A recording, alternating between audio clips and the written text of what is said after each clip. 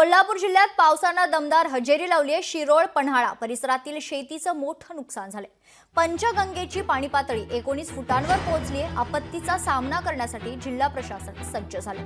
कोल्हापूरचे जिल्हा आपत्ती व्यवस्थापन अधिकारी डॉक्टर प्रसाद संकपाळ यांच्याशी बातचीत केली आमचे प्रतिनिधी सतेज औंधकर यांनी।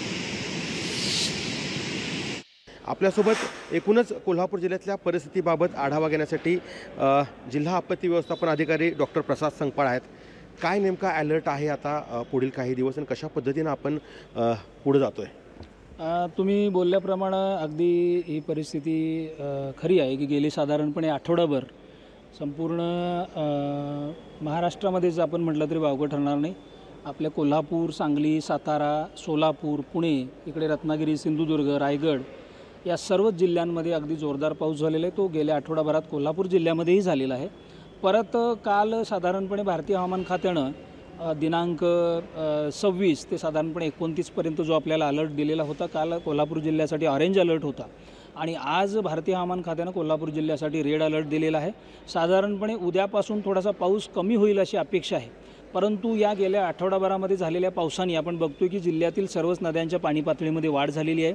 आजच्या तारखेला साधारणपणे 13 बंधारे पाण्याखाली आहेत आणि या बंधाऱ्यावरची वाहतूक आपण बंद केलेली आहे।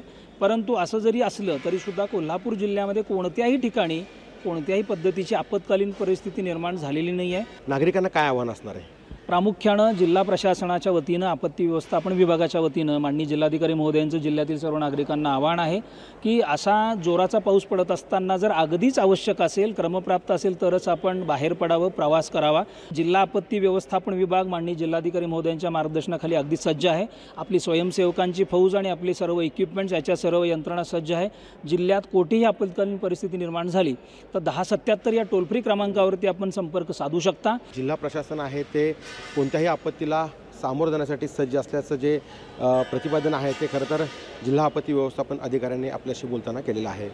सतेज औंधकर, लोकशाही मराठी, कोल्हापूर। लोकशाही मराठी ऐका, पहा, जागरूक रहा।